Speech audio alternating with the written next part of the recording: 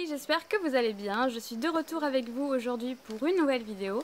Et dans cette vidéo, je vais vous donner les 12 petits conseils que j'ai pu accumuler avec le temps pour vous aider justement à réguler le sébum au niveau du cuir chevelu et donc vous permettre d'espacer vos shampoings le plus possible.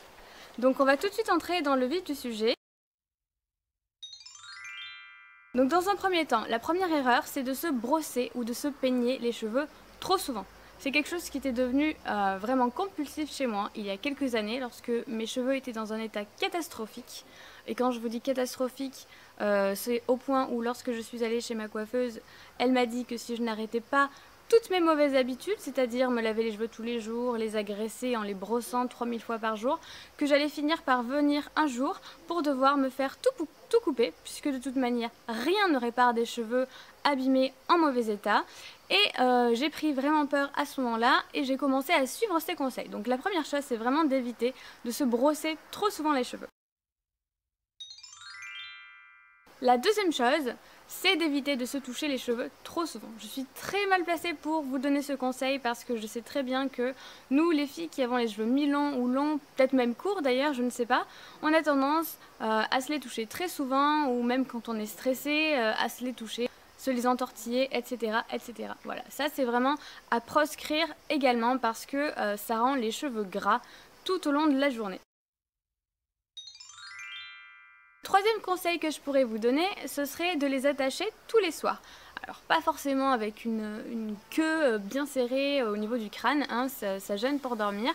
Tout simplement se faire une ou alors deux petites nattes, ça n'a pas besoin d'être serré, il suffit juste que ce soit un petit peu lâche, mais l'objectif étant de ne pas faire en sorte que pendant la nuit, lorsqu'on bouge, les cheveux bougent dans tous les sens et qu'on ait le matin finalement à devoir les démêler et surtout casser des cheveux au passage, hein, puisque quand ils sont emmêlés dans tous les sens, il faut également, lorsqu'on a les cheveux très fins, attacher ses cheveux lorsqu'il y a du vent. Le vent, il n'y a rien de pire pour rendre les cheveux gras, c'est juste l'ennemi des cheveux fins et je vous recommande vraiment les filles lorsqu'il y a du vent, même si c'est pas toujours très agréable d'avoir les cheveux attachés toute la journée, de le faire. Quatrième conseil que je pourrais vous donner au niveau du shampoing. Lorsque vous choisissez votre shampoing, je vous suggère vivement, si vous prenez un shampoing qui est adapté à votre type de cheveux, donc cheveux gras, de prendre des shampoings doux. Il faut qu'il y ait la mention doux ou la mention usage fréquent. S'il n'y a pas cette mention, pas systématiquement évidemment, mais le shampoing risque d'être un petit peu agressif. Vous vous en rendrez pas forcément compte tout de suite parce que ça va faire effet surtout au niveau du cuir chevelu, mais sur le long terme, vous allez voir, vos cheveux vont avoir tendance à être cassants, à être plus secs, plus rêches, et c'est pas l'objectif. L'objectif c'est pas on régule le sébum ici et on s'en fout des longueurs évidemment. Donc essayez vraiment du mieux que vous pouvez de chercher des shampoings qui ont cette mention parce qu'ils ont un pH qui sont plus respectueux tout simplement des cheveux. Alors, en sachant que je voulais vous faire cette vidéo, je ne vais pas vous mentir, qu'est-ce que j'ai fait? J'ai contacté une marque de shampoing, une marque que j'utilisais il y a de ça très longtemps, dans mes premières années de lycée, donc il y a à peu près 8 ans de ça. C'est une marque de shampoing que j'affectionnais énormément. Pourquoi? Parce que après avoir essayé tous les shampoings possibles et imaginables pour espacer mes shampoings, je ne savais plus vers quoi me tourner honnêtement. Et cette marque m'a été recommandée tout simplement par mon coiffeur parce que c'était à l'époque les produits qu'ils utilisaient. Et donc, ne sachant pas quoi faire, je me suis dit de toute manière, au point où j'en suis, autant écouter un professionnel. Et donc j'ai contacté la marque en priant pour qu'ils acceptent de faire un petit partenariat avec moi pour que je puisse vous montrer ces produits. Même si, je ne vais pas vous mentir, ça fait très longtemps que je ne les utilise plus. Pourquoi? Tout simplement, je me suis permis de faire des infidélités à cette marque qui m'a beaucoup aidée. Parce que mes cheveux sont maintenant en bonne santé, je n'ai plus de soucis à ce niveau-là. Et donc tout simplement, c'est plus forcément une marque que j'utilisais. Cette marque en question, c'est le laboratoire Capiplant. Donc ils m'ont envoyé ces deux produits. Donc ce produit, c'est le shampoing donc, que j'ai utilisé pendant de nombreuses années. C'est le shampoing douceur cheveux gras, légèreté et fraîcheur aux huiles essentielles d'eucalyptus de Chine, garantie sans parabènes, sans conservateur, non ionisé, sans colorant et sans parfum. Donc, à première vue, il y a plutôt une composition correcte. Après, les filles, si vous utilisez des shampoings bio, si c'est ce que vous préférez, je ne vais pas vous dire que c'est le shampoing le plus naturel, mais en tout cas, c'est vraiment un excellent produit qui a fonctionné pour moi et du coup, qui a vraiment sauvé mes cheveux. Comment? Tout simplement en les lavant extrêmement bien, mais sans dessécher le reste de mes cheveux. Comme vous pouvez le voir, il y a la mention shampoing soin douceur. Donc c'est vraiment un shampoing en fait pour des usages fréquents. Donc il est absolument pas agressif. Et surtout, il nettoie vraiment très bien. Lorsqu'on a fait les shampoings et qu'on frotte un petit peu, on a vraiment cette sensation que ça couine. Mais surtout, le plus important par rapport à d'autres shampoings que j'avais pu utiliser jusqu'ici, et Dieu sait comme j'ai pu en tester des shampoings, honnêtement, il m'a permis vraiment d'espacer au fur et à mesure mes shampoings. Dans un premier temps, il me permettait de les espacer d'un jour, et plus j'utilisais ce shampoing, et plus tout simplement je suis arrivée à espacer mes shampoings jusqu'à arriver à me laver les cheveux seulement 2 fois par semaine. 2 fois par semaine alors que je les lavais tous les jours. Et vraiment je rigole pas, j'avais vraiment une obsession des cheveux, ce qui faisait qu'ils étaient vraiment très gras. Si je les lavais pas tous les jours, ils étaient sales tous les jours de toute manière. Donc c'est vraiment un produit qui a sauvé la vie de mes petits cheveux. Donc j'en suis très reconnaissante à cette marque. Et ils ont eu la gentillesse de me faire parvenir le shampoing douche familial citron menthe, donc corps et cheveux. Donc je sais qu'il y a des personnes pour qui se laver avec le même produit, le corps et les cheveux, ça peut être bizarre. Mais après l'avoir essayé, j'ai trouvé que c'était un produit très agréable à utiliser. Au niveau de l'odeur, ça fait vraiment penser à de la chlorophylle mélangée à de l'eucalyptus. C'est très frais, donc je pense que pour l'été c'est très sympa. Et à côté de ça, au niveau de la galénique, donc au niveau de la texture, j'utilise une fleur d'éponge et je trouvais que ça avait vraiment une texture très douce. C'était très agréable à utiliser. Moi ce que je fais du coup maintenant, c'est que je fais mon premier shampoing avec ce produit qui est vraiment très doux. Et je termine le deuxième shampoing avec celui-ci. Voilà. Ce sont vraiment d'excellents produits en tout cas et je le recommande à toutes les personnes qui ont vraiment beaucoup de mal à espacer leur shampoing. Avant de recevoir les produits donc par la marque, j'utilisais celui-ci dont je vous ai déjà parlé, c'est le Floram, le shampoing pour les cheveux gras au citron et à la sauge. C'est un shampoing très doux. Là, niveau composition, on n'est pas du tout sur la même catégorie de produits puisqu'il s'agit d'un produit bio. En regardant les ingrédients, on peut voir que la composition est irréprochable et il est également très efficace. Je l'aime beaucoup. Cinquième conseil que je pourrais vous donner, c'est de privilégier les avant-shampoings et de ne plus faire d'après-shampoing. Je m'explique. Il existe des soins que l'on va laisser poser après le shampoing, mais il existe aussi des soins que l'on va laisser poser avant le shampoing. Et c'est ce que je fais depuis quelques temps maintenant en utilisant tout simplement pour mes longueurs de l'huile de coco. En ce qui me concerne, c'est la marque Cadiz, que j'avais acheté sur le site Mademoiselle Bio. Mais honnêtement, c'est vraiment le type de produit qu'on peut vraiment trouver partout. Ça se présente comme ça et c'est vraiment génial. C'est un produit qui est un petit peu solide et au contact de la peau en fait, lorsqu'on le chauffe, ça devient liquide, ça devient vraiment une huile. Vous en mettez sur toute la longueur de vos cheveux, vous laissez poser. Moi ce que je fais en général, c'est que je le laisse poser toute la nuit. Et le lendemain, vous faites vos 2 shampoings pour bien nettoyer.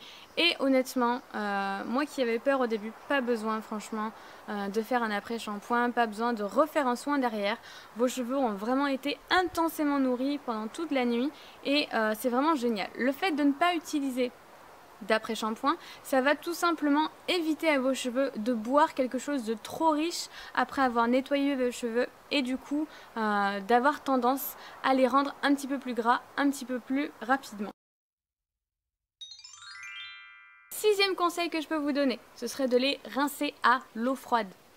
ça vous le savez, on l'a entendu partout, c'est pas un mythe. Le fait de les rincer à l'eau froide, ça va vraiment resserrer les écailles du cheveu et ça va leur permettre d'apporter de la brillance et surtout de les faire régresser moins vite parce que oui, les laver à l'eau trop chaude, et ben justement les cheveux ne vont pas avoir les écailles qui se resserrent et ça va avoir tendance à les faire régresser plus vite.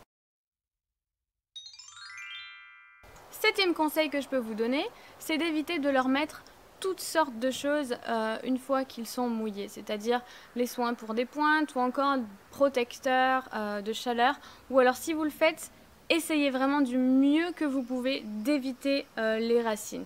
Je sais que les protecteurs de chaleur ça peut être sympa, mais c'est vraiment ça avec la laque et ce genre de produits, le type de produits qui vont les rendre plus sales rapidement et donc vos cheveux vont être amenés à régresser. Enfin, un dernier petit conseil dans tout ce qui est pratique toujours. Évidemment, lorsque vous voyez que vos cheveux vont avoir tendance à régresser dès le lendemain, c'est d'utiliser un shampoing sec ou alors du talc. Moi j'utilise celui de la marque Baptiste, c'est le vert. Il y en a d'autres qui sont sûrement très bien et le talc, pour info, ça fait également très bien l'affaire. En ce qui me concerne, je n'attends pas qu'il soit super sale pour l'utiliser. J'anticipe parce que de cette manière, non seulement il absorbe le sébum, mais en plus de ça, il va éviter à vos cheveux de se salir d'autant plus.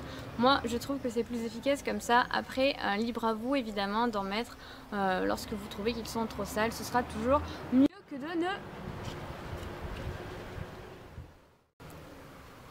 Ce sera de toute manière toujours mieux que de ne rien mettre du tout. Maintenant, on va passer à la catégorie alimentation.